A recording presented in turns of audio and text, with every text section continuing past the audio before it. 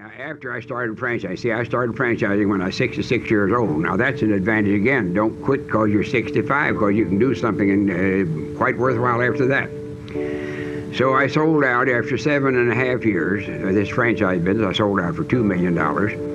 커넬 샌더스는 65살이 되던 해에 월 15만원 가량의 사회보장금을 받던 빈털터리였습니다. 65살이 적지 않은 나이임에도 샌더스는 비참한 삶을 벗어나기 위해 계속해서 도전했죠. 그 결과 현재는 세계 1위 치킨 브랜드가 된 KFC를 설립했습니다. 설립 이후 약 10년 만에 현재 가치로 200억 원이 넘는 돈을 받으며 KFC를 매각했죠. 샌더스의 인생을 알게 되면 나이는 숫자에 불과하다는 사실을 깨닫게 됩니다.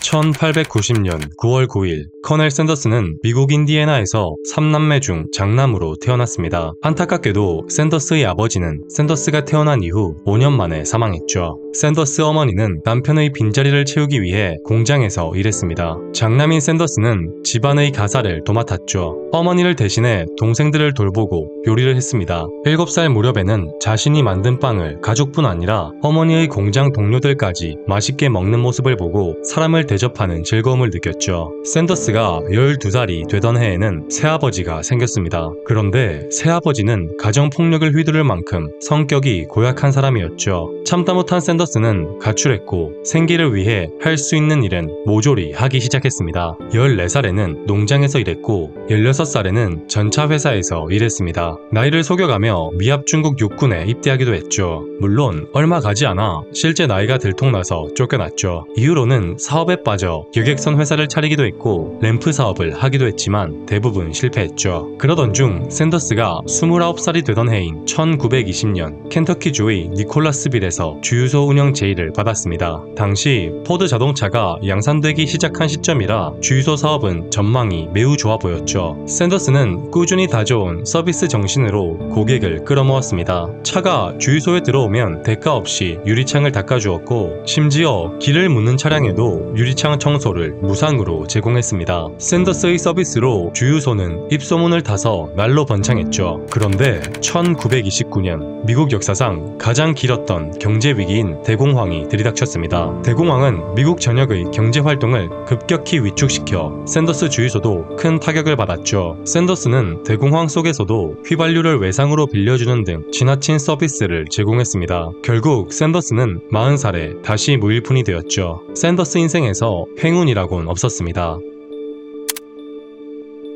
1930년 샌더스는 켄터키주 코빈에서 초기 자본금 없이 주유소 영업을 할 수 있었습니다. 샌더스의 서비스 정신을 알게 된 쉘 오일의 배려였죠. 쉘 오일이 제공한 주유소는 플로리다와 북부에서 온 여행객이 지나야 하는 도로에 위치하여 입지가 좋았습니다. 여행 중 기름이 떨어진 많은 여행객이 샌더스의 주유소에 방문했죠. 샌더스는 장시간 운전으로 자동차뿐 아니라 여행객도 허기진 상태임에 주목했습니다. 그리하여 주유소에서 음식을 제공하기로 했죠. 주유소 한편에 테이블과 의자를 구비하고 손님에게 음식을 대접했습니다. 샌더스는 어린 시절에 어머니를 대신해 집안 요리를 책임졌기 때문에 요리에는 일가견이 있었죠. 샌더스의 훌륭한 요리 실력과 서비스가 합쳐지면서 주유소는 여행 명소가 되었습니다. 샌더스는 사업을 확장하기 위해 더 큰 식당을 차렸고 여행객이 쉬고 갈 수 있도록 식당 옆에 모텔도 지었죠. 모텔 역시 샌더스의 서비스를 바탕으로 번창했습니다. 하지만 1939년 성공가도를 달리던 샌더스에게 또 한 번 불행이 닥쳤습니다. 샌더스 사업장에 화재가 발생하여 식당과 모텔이 완전히 소실되었죠. 심지어 2년 후에 빚을 내어 식당을 재건했는데 같은 시기 일본군의 진주만 공습으로 미국이 제2차 세계대전에 참전하게 되었습니다. 미국 정부는 전시 경제에서 자원을 효율적으로 관리하기 위해 특정 물자를 대상으로 배급제를 시행했죠. 휘발유도 배급제 대상이어서 주유소 이용객이 급감했고 샌더스의 식당도 타격을 받았습니다. 샌더스의 불행은 여기서 끝이 아닙니다. 1956년 아이젠하워 대통령은 미국 고속도로 체계를 정립하기 위해 인터스테이트 하이웨이 시스템을 추진했는데 하필 샌더스 식당 근처에도 고속도로가 건설되었죠. 고속도로는 샌더스 식당 앞 도로의 통행량을 줄여서 손님 발길을 뚝 끊었습니다. 샌더스의 식당은 빚을 내어 개업한 곳이었기 때문에 장사가 부진한 식당을 팔 수밖에 없었습니다. 앞만 보고 달려온 샌더스에게 남은 것이라곤 월 15만원 가량의 사회보장금과 포드 자동차 한 대뿐이었죠. 당시 샌더스는 60이 훌쩍 넘은 상태였습니다.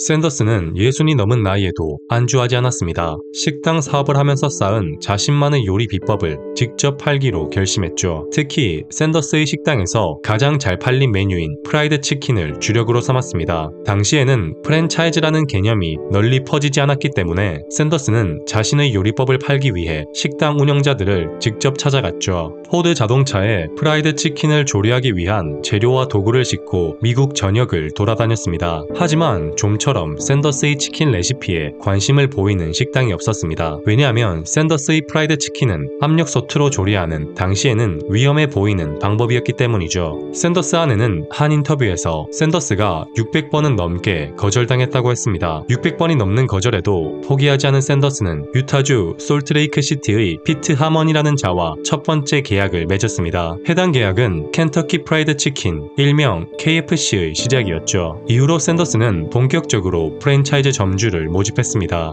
다만 청결한 식당 외에는 절대 계약하지 않는다는 원칙을 고수했죠. 이때부터 청결함이 연상되는 흰색 정장을 입기 시작하여 흰색 정장은 샌더스의 트레이드마크가 됐습니다. 흰 정장을 입은 샌더스는 프랜차이즈 계약을 위해 총 32만 킬로미터의 거리를 운전했죠. 그 결과 샌더스가 74살이 되었을 때 미국 전역에 600개가 넘는 KFC 매장이 존재했습니다. KFC의 몸집을 키운 샌더스는 KFC를 현재 가치로 약 260억 원에 매각했죠. 매각 이후로도 KFC 광고와 홍보 활동에 적극 참여하며 KFC의 상징이 되었습니다. 현재 KFC는 평균 4시간마다 세계 어딘가에 새로운 매장을 오픈하고 있습니다. 그리고 전 세계 147개국에 약 3만 개의 매장을 두고 있죠. 60이 넘은 나이까지 빈털터리였던 커넬 샌더스는 이제 세계 어느 곳에서도 환영받는 하나의 브랜드가 되었습니다.